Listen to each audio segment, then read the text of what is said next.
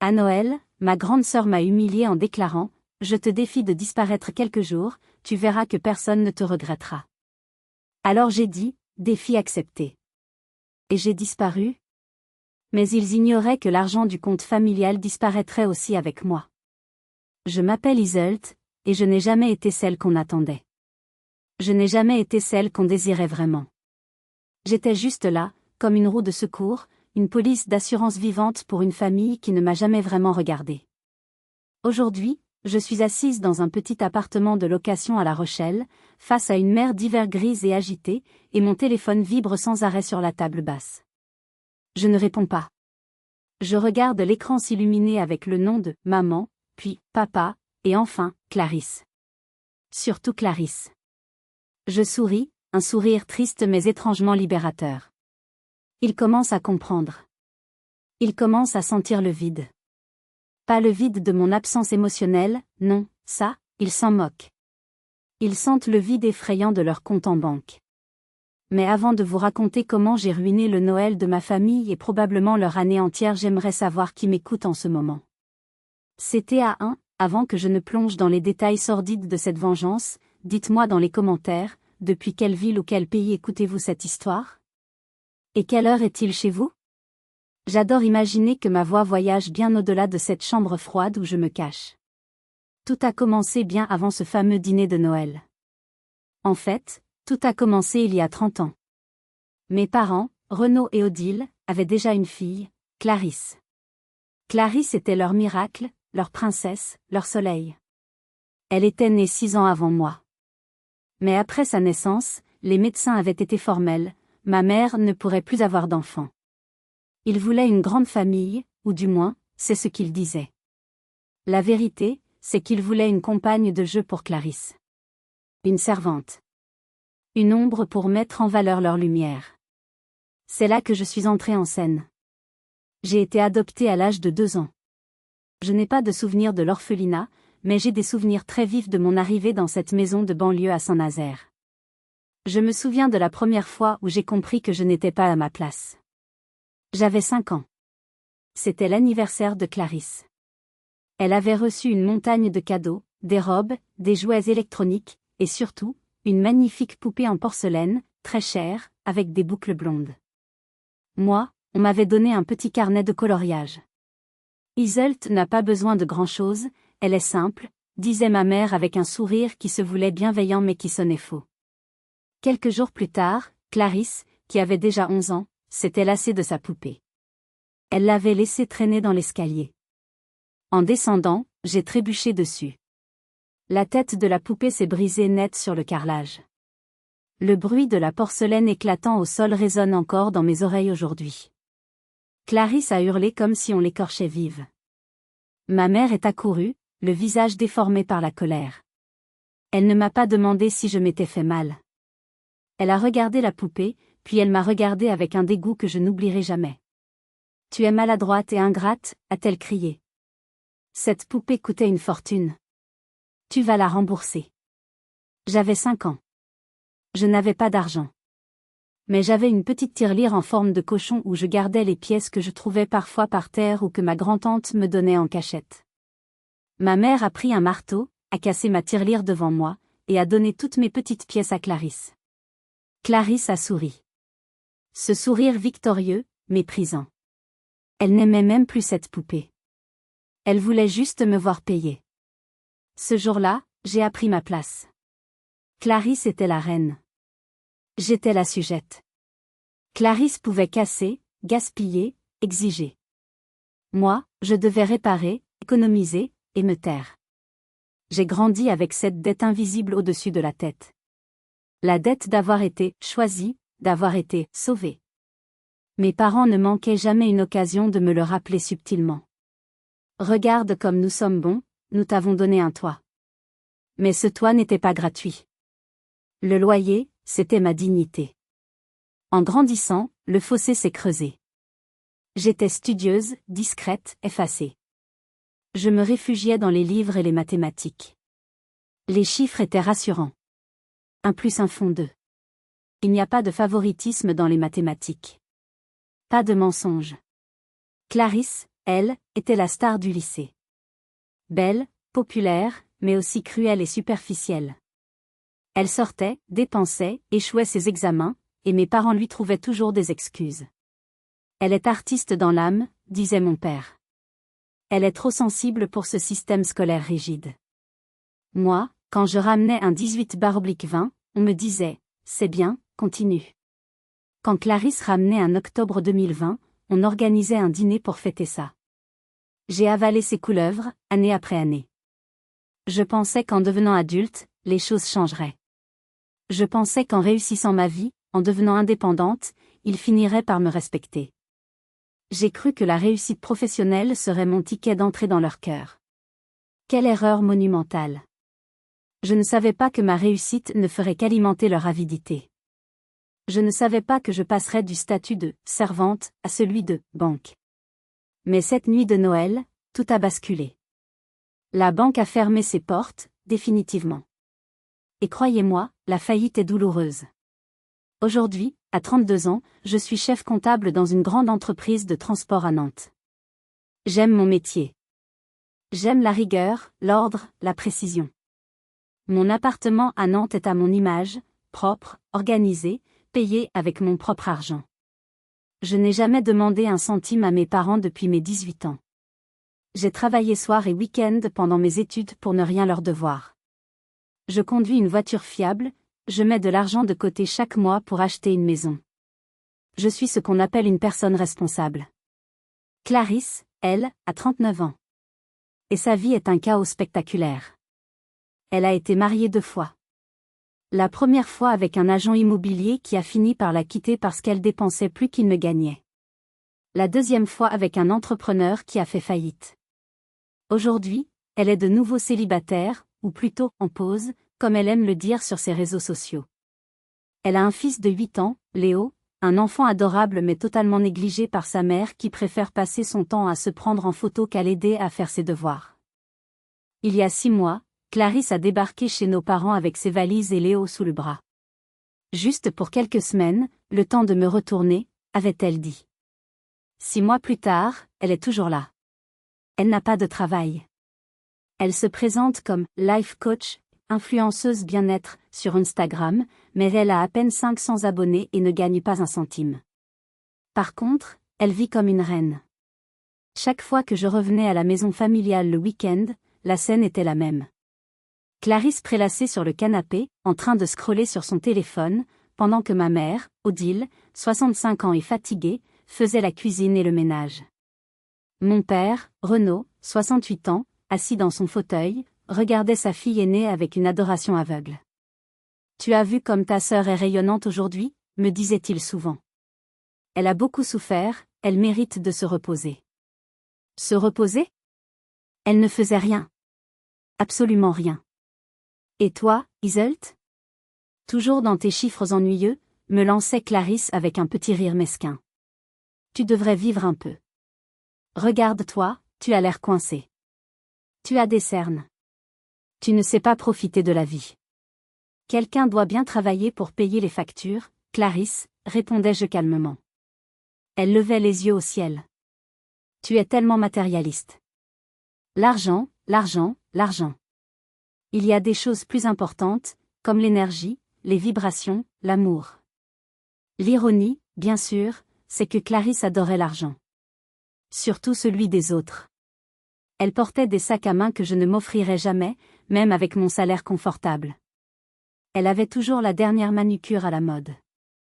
Je me demandais souvent comment elle faisait, étant donné qu'elle ne touchait que le minimum des aides sociales, et encore. Je n'allais pas tarder à le découvrir, et cela allait me rendre malade. La dynamique était claire, Iseult la fourmi laborieuse, Clarisse la cigale chantante. Mais dans la fable de La Fontaine, la cigale finit par avoir faim quand l'hiver vient. Dans ma famille, la cigale mangeait la nourriture de la fourmi, et la fourmi se faisait engueuler parce que la nourriture n'était pas assez raffinée. Je voyais mon père s'affaiblir. Sa retraite d'ancien fonctionnaire n'était pas énorme. Ma mère n'avait jamais vraiment travaillé. Ils avaient une maison, oui, mais elle vieillissait, comme eux. Et avec Clarisse et Léo à charge, les finances étaient tendues. Je le voyais aux regards inquiets de ma mère quand le facteur apportait les factures d'électricité. Je le voyais aux vêtements de mon père, qui portait les mêmes pulls depuis 10 ans. Pourtant, Clarisse continuait de commander des plats livrés à domicile parce qu'elle n'aimait pas ce que maman cuisinait. Elle continuait de laisser le chauffage à fond avec les fenêtres ouvertes. Un jour, j'ai essayé d'en parler à mes parents. Papa, maman, Clarisse doit contribuer. Elle a 39 ans. Elle ne peut pas vivre à vos crochets éternellement. Mon père s'est braqué immédiatement. Iseult, ne sois pas jalouse.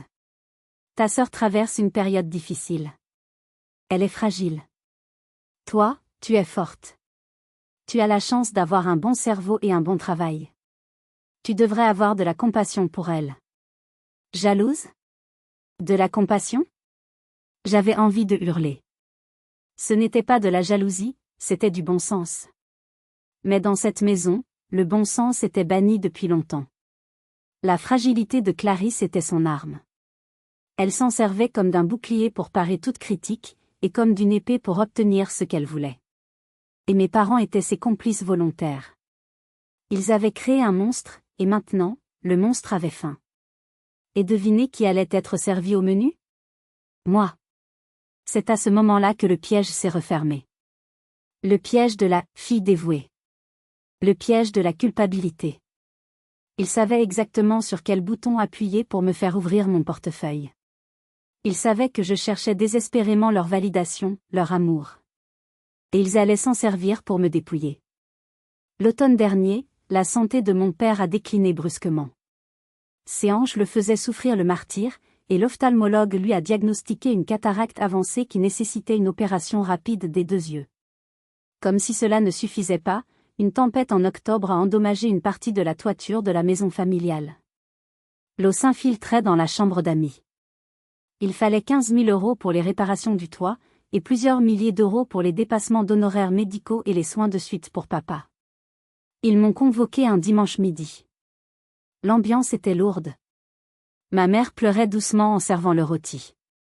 Clarisse n'était pas là, elle était partie se promener pour s'aérer l'esprit, soi-disant trop stressée par l'ambiance morose de la maison. Nous ne savons pas comment faire, Iseult, a avoué mon père, la voix tremblante. Les banques refusent de nous prêter de l'argent à notre âge. Et avec Clarisse et le petit à la maison, nos économies ont fondu. J'ai regardé mes parents. Ils semblaient si vieux, si vulnérables. Toute ma rancœur a fondu face à leur détresse. C'est ça le problème avec les enfants mal aimés, nous sommes programmés pour espérer qu'en sauvant nos parents, ils nous aimeront enfin. Je peux aider, ai-je dit. Les mots sont sortis tout seuls. Le visage de ma mère s'est illuminé. Vraiment? Oh, Iseult. Tu es notre ange gardien. Notre ange gardien. Il ne m'avait jamais appelé comme ça. J'ai senti une chaleur dans ma poitrine. C'était ça que je voulais. Cette reconnaissance. J'ai proposé une solution pratique, une solution de comptable. On va ouvrir un compte joint. Au nom de papa et au mien. Je vais virer dessus une partie de mes économies pour les travaux et l'opération. Comme ça, vous pourrez payer les artisans et les médecins directement, sans avoir à me demander à chaque fois. Ce sera notre fonds d'urgence familial. Ils ont accepté avec gratitude. Le lendemain, j'ai fait le nécessaire. J'ai transféré 24 000 € de mon compte épargne logement vers ce nouveau compte. C'était l'argent que je gardais pour mon apport personnel, pour mon futur appartement. C'était 5 ans de travail acharné, de privation, de vacances non prises. Mais c'était pour ma famille. J'ai reçu 2 cartes bancaires pour ce compte. Une pour moi, et une pour mon père. Tiens, papa, lui ai-je dit en lui tendant la carte. C'est pour les urgences. Le toit, les médecins, la pharmacie. Uniquement pour ça. Il a hoché la tête, les larmes aux yeux. Merci, ma fille. Je te promets qu'on fera attention. Je suis repartie à Nantes le cœur léger, fière de pouvoir les soutenir. Je pensais avoir fait la bonne chose. Je pensais avoir acheté la paix et l'amour de ma famille pour 24 000 €. Mais je n'avais pas prévu l'élément perturbateur.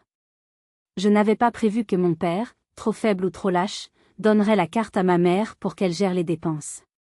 Et je n'avais pas prévu que ma mère, incapable de dire non à sa fille chérie, laisserait la carte traîner sur la commode. Ou pire, qu'elle la lui donnerait volontairement. 2 semaines après l'ouverture du compte, j'ai reçu un appel de ma mère. Iseult, chérie.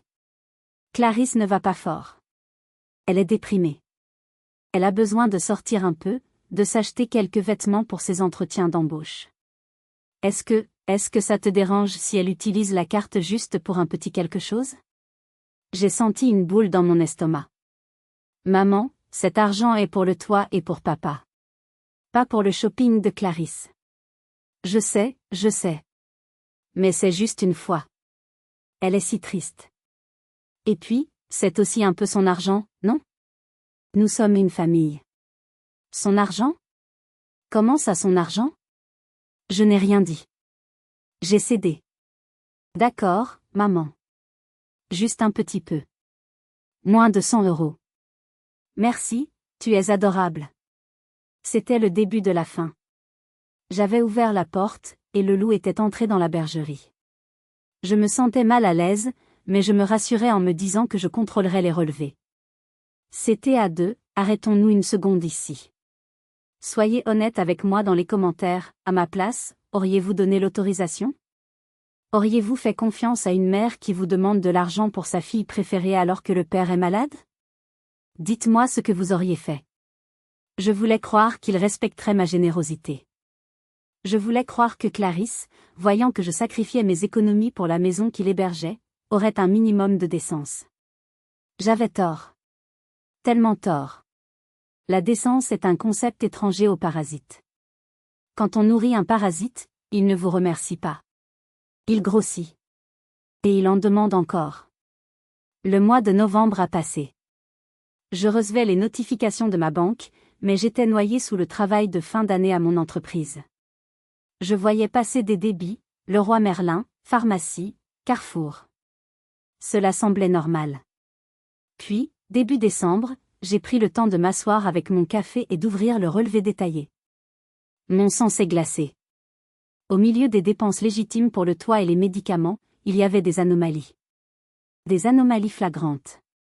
12 novembre, Sephora, 145,50 € 15 novembre, Para, 230 € 20 novembre, Restaurant Le Ciel, Nantes, 180 € 25 novembre, Ticketmaster, 4 places de concert VIP, 450 € 28 novembre, Spa et Bien-être La Baule, 200 €.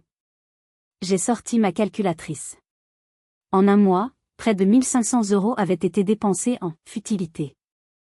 1500 € de MON argent, de mes heures supplémentaires, de mes déjeuners sautés. La colère est montée en moi, froide et tranchante. Ce n'était pas des erreurs. C'était du vol. J'ai pris ma voiture et j'ai foncé à Saint-Nazaire. Je suis arrivé un samedi matin, les relevés bancaires imprimés à la main.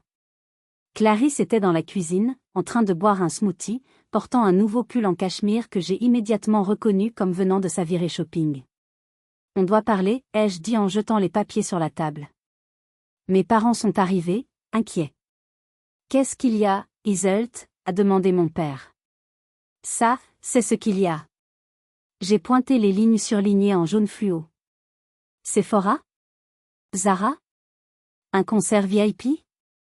C'est ça les urgences médicales? C'est ça le toit? Clarisse n'a même pas scié. Elle a pris une gorgée de son smoothie et a haussé les épaules. Oh, arrête de faire ta policière. Maman m'a dit que je pouvais. Je me suis tournée vers ma mère. Elle évitait mon regard, essuyant le plan de travail frénétiquement. Maman? Écoute, Iseult. A-t-elle commencé, la voix faible. Ta sœur a besoin de se remonter le moral. Elle a traversé un divorce difficile. Un divorce difficile, ai-je explosé. Ça fait 2 ans. Et ça ne lui donne pas le droit de voler mes économies. Cet argent était pour les yeux de papa. C'est là que ma mère a prononcé ces mots terribles qui m'ont transpercé le cœur. Elle s'est redressée, et avec un air de reproche, elle m'a dit, l'argent n'est qu'un moyen, Iseult. Ta sœur est en vie, elle est là. Tu ne devrais pas être si attaché aux biens matériels. Tu comptes chaque centime avec ta propre sœur? Après tout ce qu'on a fait pour toi? On t'a élevé comme notre propre fille, et voilà comment tu nous remercies? En criant pour quelques euros? Comme notre propre fille. La phrase a résonné dans la cuisine silencieuse. Comme. Pas notre fille. Mais, comme. La distinction était là, brutale, nue. Donc, parce que je suis adoptée, je dois payer, ai-je murmuré. Je dois payer pour le droit d'être ici. C'est ça le prix du loyer affectif? Mon père est intervenu, maladroitement. Allons, Iseult, ne déforme pas les propos de ta mère. Elle veut dire que nous sommes une famille. Et dans une famille, on partage. Clarisse te remboursera quand elle aura un travail. Clarisse a ricané. Bien sûr que je rembourserai. Dès que mon business de coaching décolle.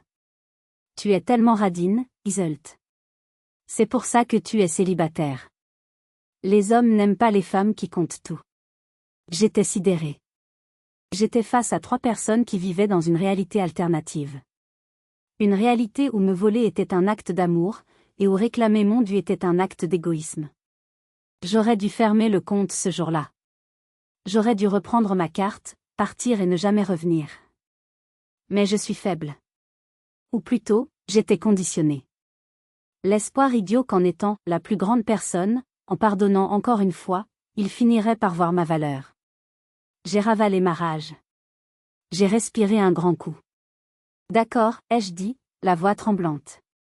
D'accord. Mais c'est la dernière fois. Plus de dépenses personnelles. Sinon, je coupe tout. Promis, a dit mon père. Clarisse m'a fait un clin d'œil insolent. Promis, madame la banquière.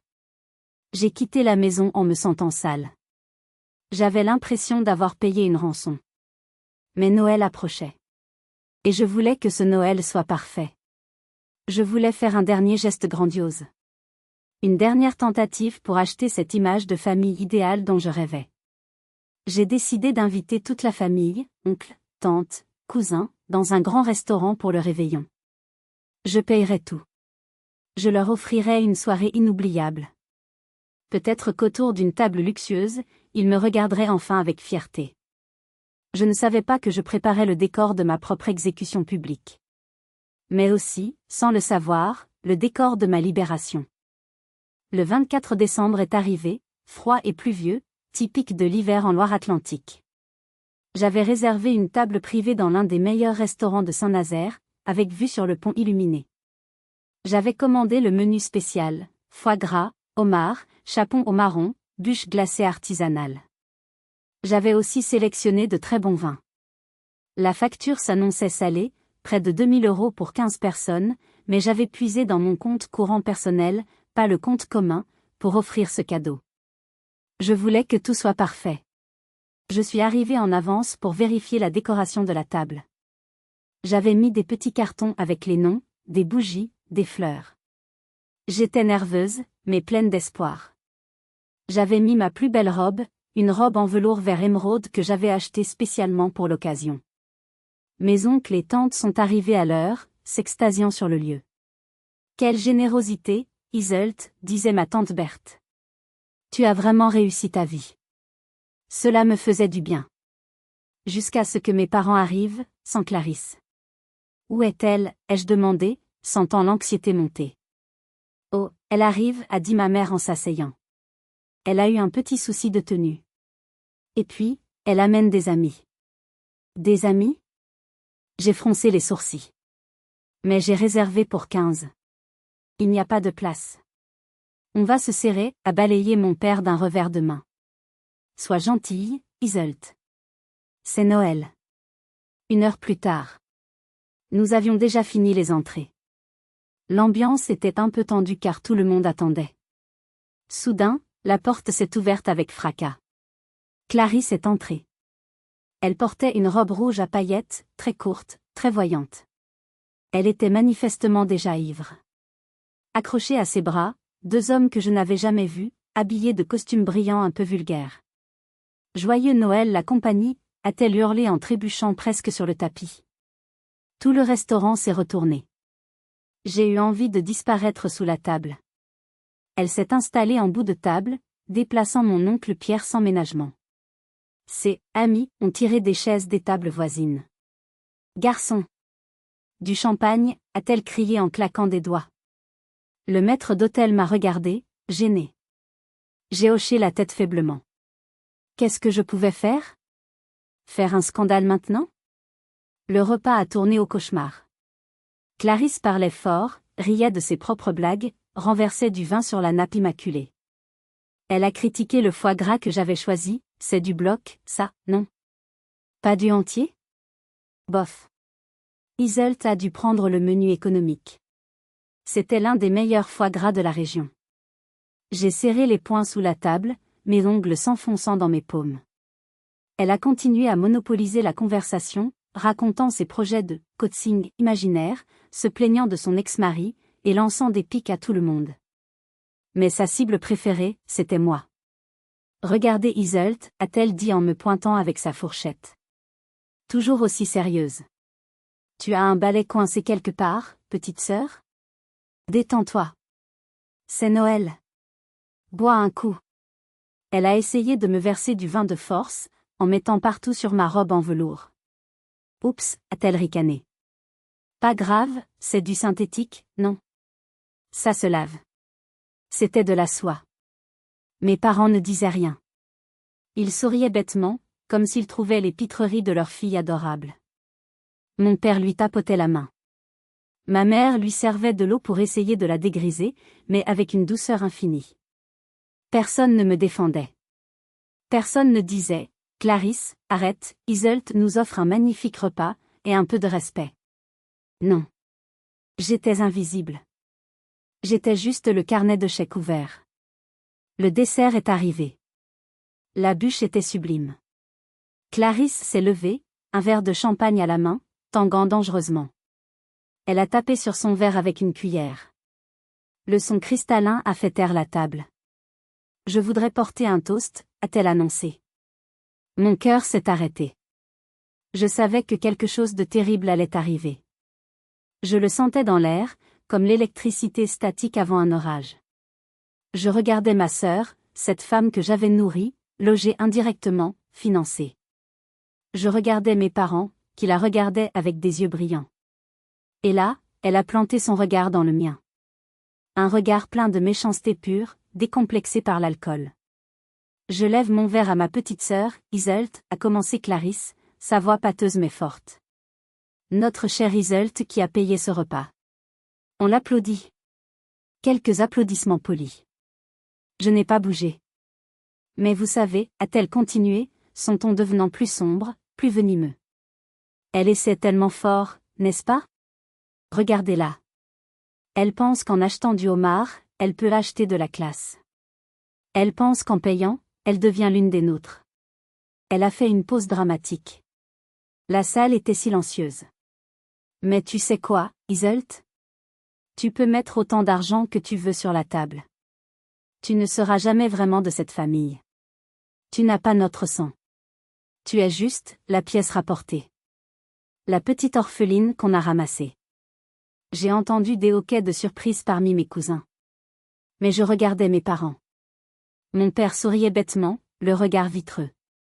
Ma mère a mis sa main devant sa bouche pour étouffer un petit rire nerveux, mais elle ne l'a pas arrêté. Elle ne s'est pas levée pour dire « tais-toi ». Elle a laissé faire. Clarisse s'est penchée vers moi, son visage tordu par un rictus cruel. « Tu nous ennuies, Iseult. Avec tes airs de sainte nitouche, tes leçons de morale, tes contes. Franchement, tu nous fatigues tous. Alors je te lance un défi. Un vrai défi de Noël. » Elle a levé son verre plus haut. Je te défie de disparaître. Pas juste de partir de table. De disparaître pour de bon, pendant quelques jours. Et je te parie, je te jure, que personne ne te regrettera. Personne ne t'aime vraiment ici. On te supporte parce que tu es utile. Mais si tu disparais, ce sera des vacances pour nous. Pas vrai papa? Pas vrai maman? Elle a éclaté de rire. Et le pire, l'inimaginable s'est produit, mes parents ont ri avec elle. Un rire gras, alcoolisé, complice. Elle a un sacré caractère, cette Clarisse, a lancé mon père en levant son verre. C'était le coup de grâce. Ce n'était pas le discours de Clarisse qui m'a tué. C'était le rire de mon père. À cet instant précis, quelque chose s'est brisé en moi. Pas mon cœur. Non, mon cœur s'est glacé. Ce qui s'est brisé, c'est la chaîne. La chaîne de la culpabilité, de la dette, de l'espoir. Je n'étais plus leur fille.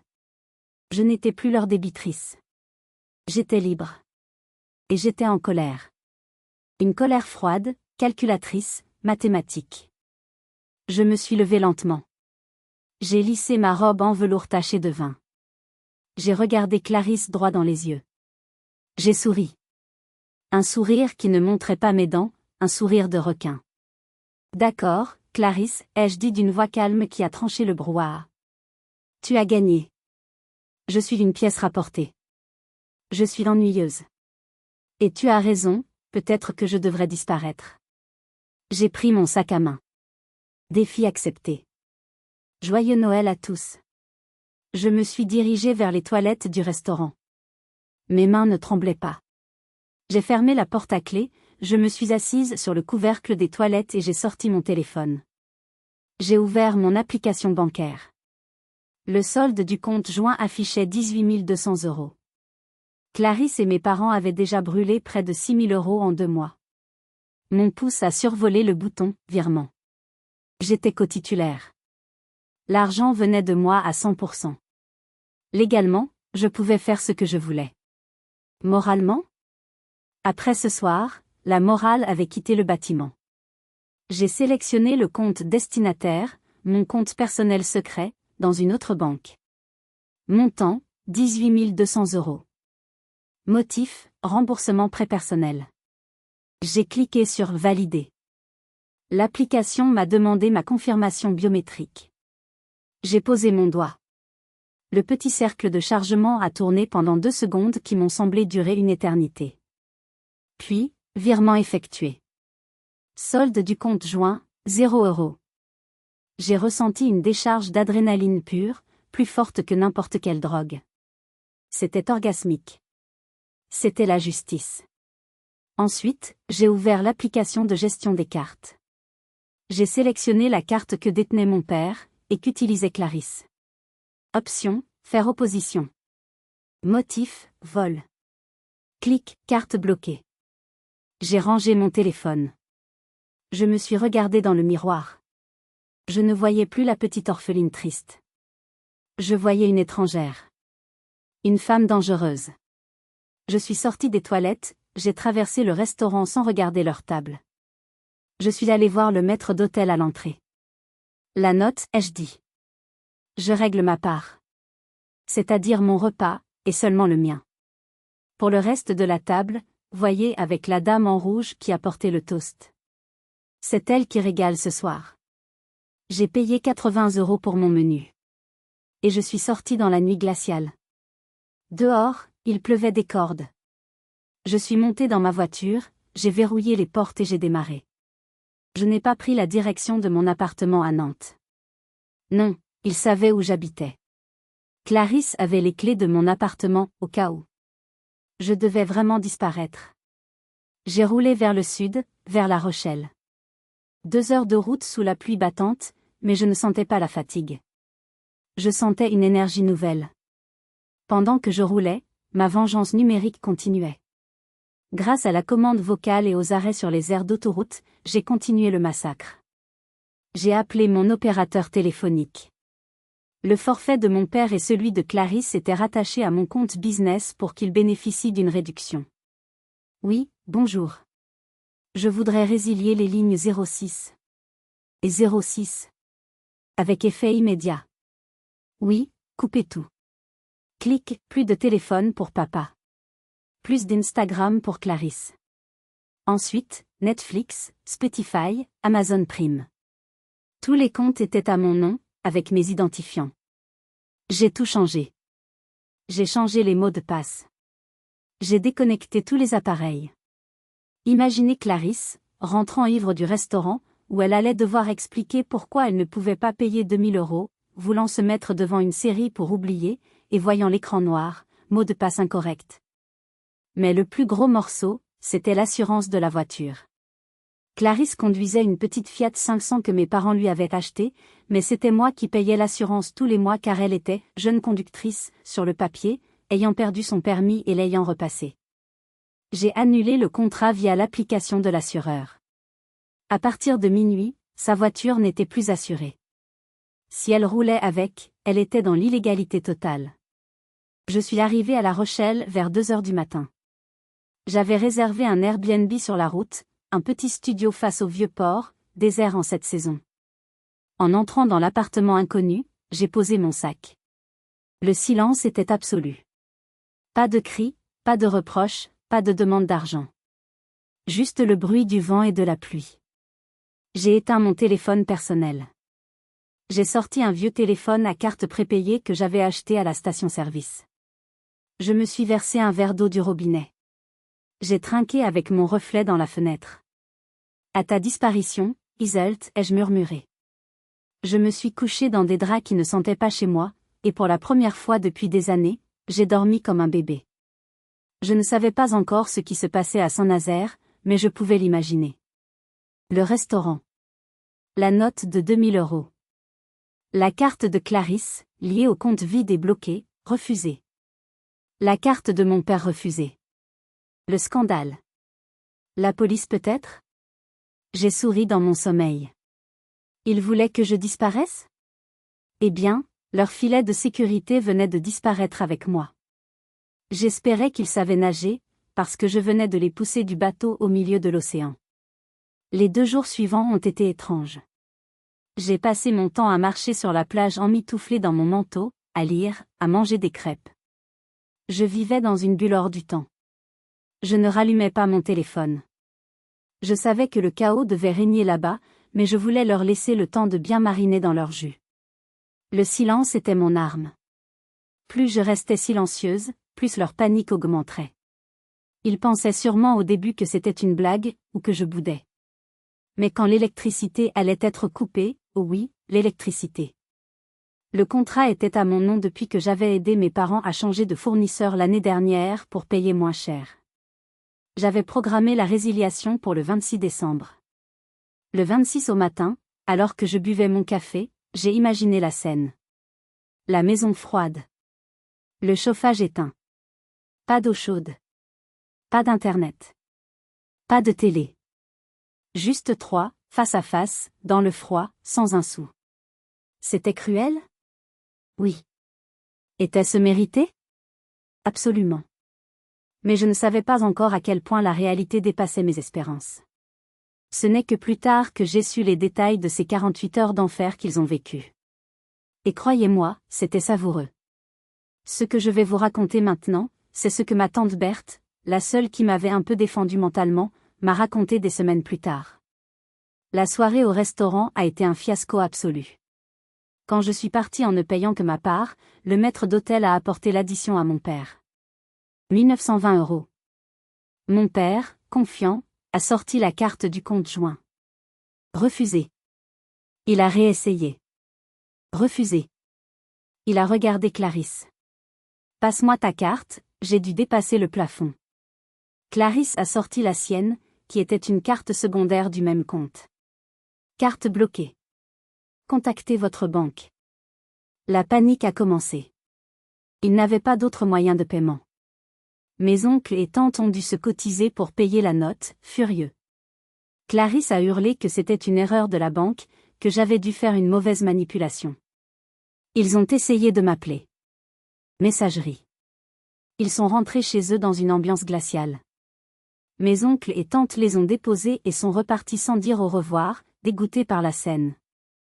Le lendemain, jour de Noël. Clarisse s'est réveillée avec la gueule de bois.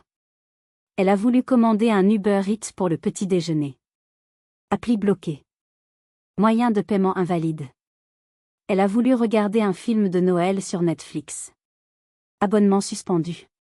Elle a voulu appeler ses copines pour se plaindre. Seuls les appels d'urgence sont autorisés. C'est là que la peur a commencé à s'insinuer. Ce n'était pas juste une carte bloquée. C'était un blackout total. Le 26 décembre, le coup de grâce est tombé.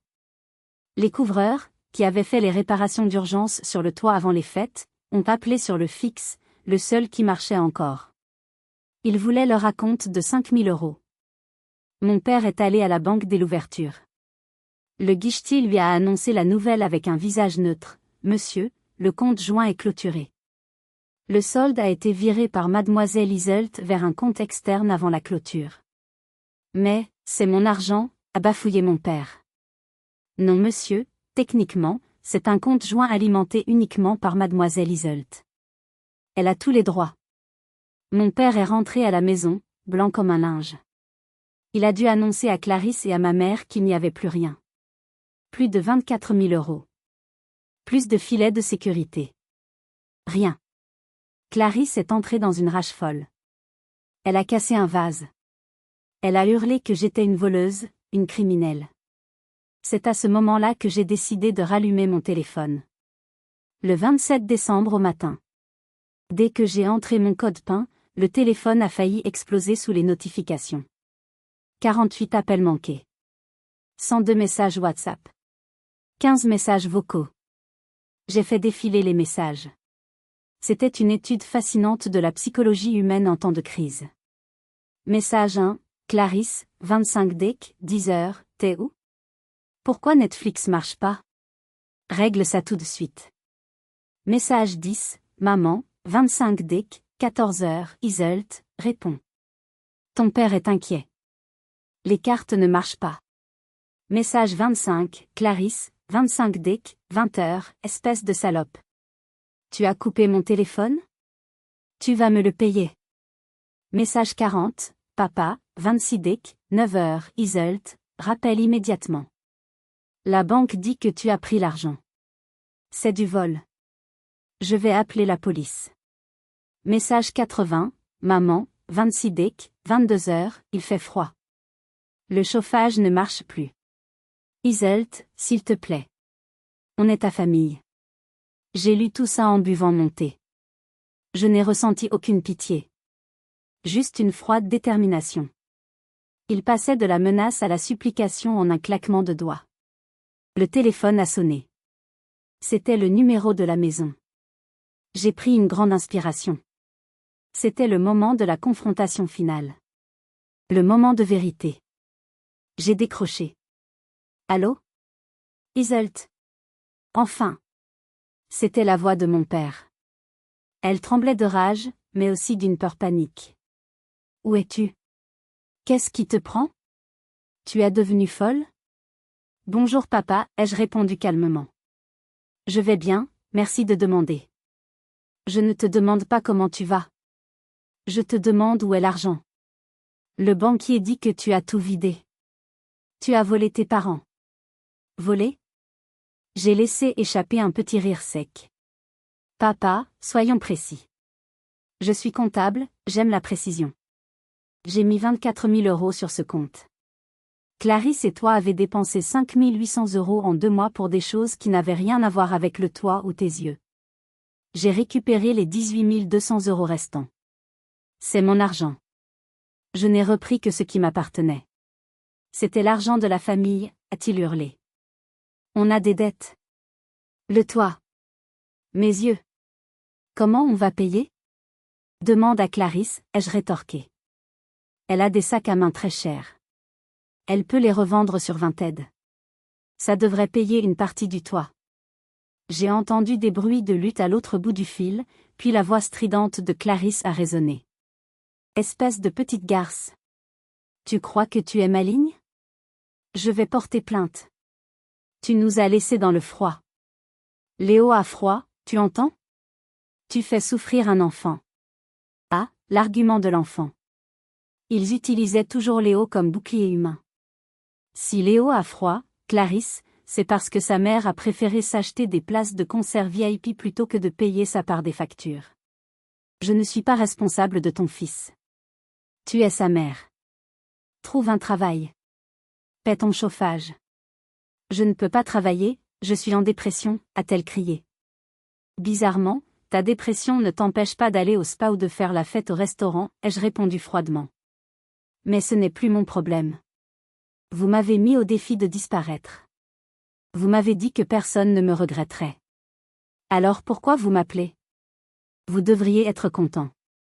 Je ne suis plus là pour vous ennuyer avec mes contes. Il y a eu un silence. Un silence lourd. Puis ma mère a pris le téléphone. Elle pleurait. Iseult, ma chérie, ne sois pas cruelle. On a dit ça sous le coup de la colère, de l'alcool. On t'aime. C'était le moment le plus dur. La voix de ma mère. Celle que j'avais tant voulu satisfaire. Non maman, ai-je dit, la gorge serrée mais la voix ferme. Vous ne m'aimez pas. Vous aimez mon argent. Vous aimez le confort que je vous apporte. Vous avez ri. Quand Clarisse m'a humiliée devant tout le monde, vous avez ri. Ce rire, maman, c'était la vérité. L'alcool a juste enlevé les masques. Mais qu'est-ce qu'on va faire, a-t-elle sangloté. On n'a plus rien. Vous avez Clarisse, ai-je dit. La fille de votre sang. La fille parfaite. Débrouillez-vous avec elle. Elle est grande, elle est intelligente, elle est rayonnante. Qu'elle vous éclaire. Iseult, je t'en supplie. Adieu, maman. Ne cherchez pas à me joindre. J'ai changé de numéro. J'ai demandé ma mutation professionnelle. Vous ne me verrez plus. Profitez bien de votre vie sans la pièce rapportée, point. J'ai raccroché.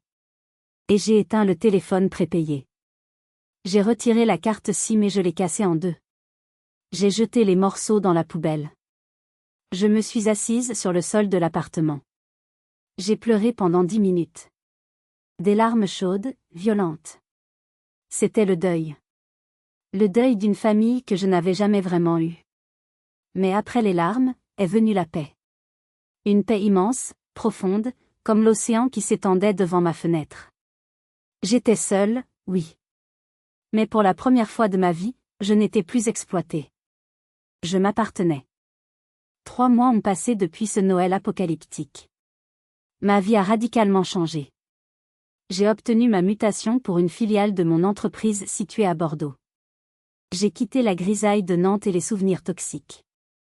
J'ai un nouvel appartement, lumineux, avec un balcon plein de plantes. Je n'ai plus aucun contact direct avec mes parents ou Clarisse. Mais les nouvelles circulent. Les familles sont comme des petits villages, tout se sait. Ma tante Berthe m'a appelé la semaine dernière. Elle m'a raconté la suite, et je ne vais pas mentir, j'ai savouré chaque détail. Mes parents ont dû vendre la voiture de Clarisse, la fameuse Fiat 5 Sense que je n'assurais plus, pour payer la compte du toit. Clarisse a fait une crise d'hystérie sur le trottoir quand l'acheteur est venu la chercher. Sans mon aide financière, et avec les dettes qui s'accumulaient, la réalité a frappé fort. Ils ont dû réduire leur train de vie drastiquement. Fini le chauffage à 22 degrés, fini les rôtis le dimanche. Et le meilleur pour la fin, Clarisse a dû aller travailler. Oui, la reine, la life coach, a dû se confronter au marché du travail réel. Sans diplôme récent et avec un trou de 10 ans dans son CV, elle n'a pas eu le choix. Elle travaille maintenant comme caissière dans un supermarché Leclerc de la zone industrielle. Ma tante m'a dit qu'elle l'avait vue l'autre jour, en uniforme, l'air misérable, en train de scanner des paquets de pâtes. Elle a perdu de sa superbe.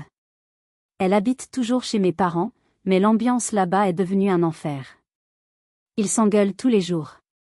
Sans moi comme bouc émissaire commun, ils se dévorent entre eux.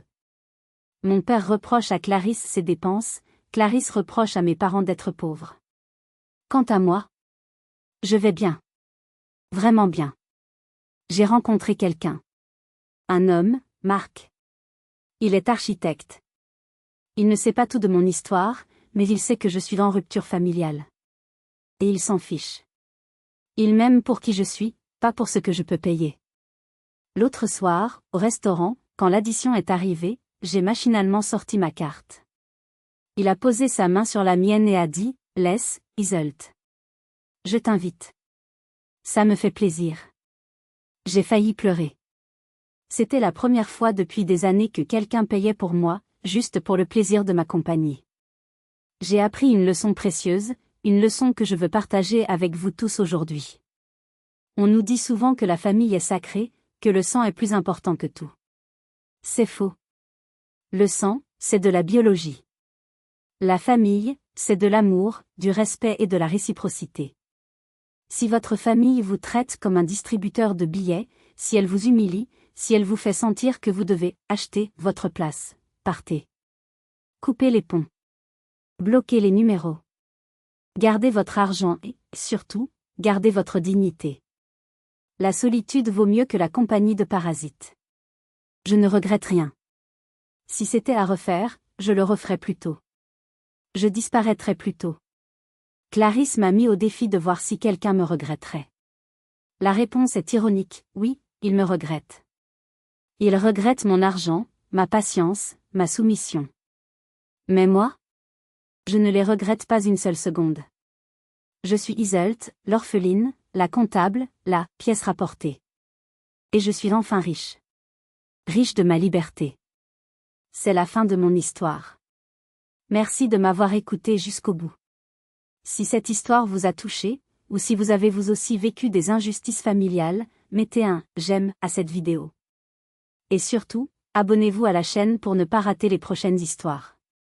Dites-moi en commentaire, ai-je été trop dur avec ma famille, ou ont-ils eu ce qu'ils méritaient? J'ai hâte de vous lire. À bientôt.